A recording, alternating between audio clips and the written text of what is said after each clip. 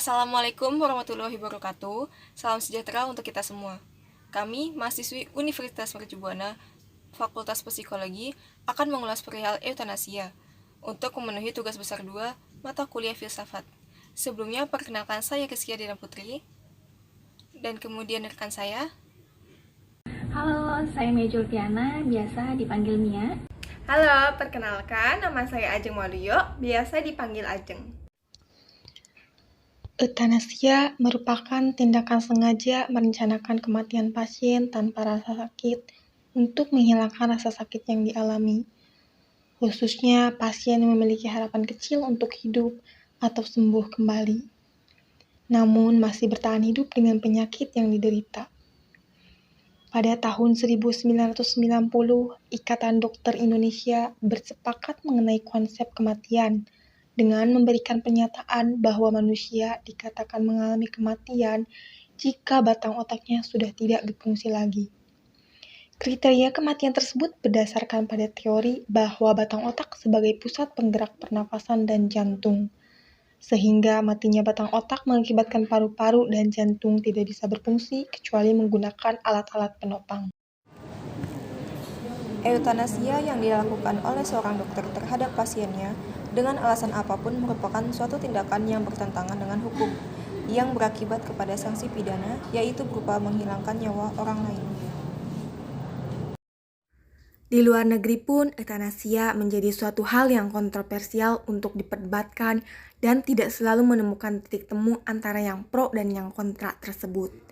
Namun demikian, pada kenyataannya di beberapa negara telah melegalkan eutanasia, yang sebelumnya telah melewati proses pengkajian yang sangat panjang, mendalam, dan ketat. Walaupun hanya beberapa negara saja yang melegalkan eutanasia ini, namun perkara yang satu ini sangat menarik untuk diperdebatkan hingga saat ini. Di Indonesia, terdapat beberapa kasus yang menyangkut tentang eutanasia. Salah satunya kasus pasien atas nama Nyonya Agian. Beliau lama tidak sadarkan diri dari sakitnya, lalu membuat sang suami bernama Hasan sempat meminta Agian untuk disuntik mati ke pengadilan karena diyakini tidak bisa sembuh lagi pada September tahun 2004. Pada saat itu, Nyonya Agian sudah dirawat selama 3 bulan karena lumpuh setelah melahirkan anak keduanya melalui operasi sesar di salah satu rumah sakit di Bogor. Keputusan suntik mati yang diambil Hasan itu dikarenakan dia sudah tidak tega melihat penderitaan istrinya.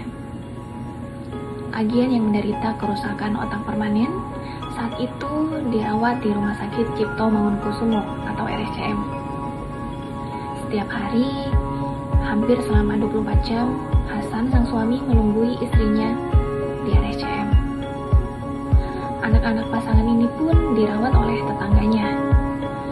Hasan tidak dapat pulang ke rumah dan tidak dapat mengunjungi anak-anaknya. Di Indonesia mengenai eutanasia diatur dalam pasal 344 KUHP bab 19 yang berbunyi, siapa yang merampas nyawa seseorang atas permintaan orang itu sendiri dan dinyatakan dengan kesungguhan hati diancam pidana penjara paling lama 12 tahun. Hal itu karena eutanasia merupakan tindakan yang berhubungan dengan penghilangan nyawa. Sedangkan dalam sisi medis, keterlibatan dokter dalam eutanasia diatur dalam Kode Etik Kedokteran Indonesia pasal 11 tentang kehidupan.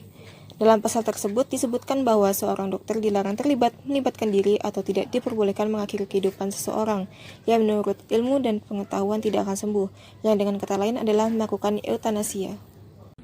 Dari sudut pandang etika atau moral, eutanasia berhadapan dengan suatu prinsip yang sangat mendasar, yaitu kita harus menghormati kehidupan manusia. Bahkan, kita harus menghormatinya dengan mutlak. Tidak pernah dibenarkan mengorbankan manusia karena suatu tujuan. Dalam etika, prinsip ini sudah lama dirumuskan sebagai kesucian kehidupan, atau biasa kita sebut the sanctity of life. Kehidupan manusia adalah suci karena mempunyai nilai absolut. Manusia bahkan jika ia sakit parah atau cacat, berat fungsi tubuhnya adalah senantiasa tetap seorang manusia. Semua agama bahkan tidak mengizinkan tindakan euthanasia. Dalam sudut pandang agama Islam juga tidak membenarkan euthanasia, karena sejatinya hak untuk menghidupkan atau mematikan manusia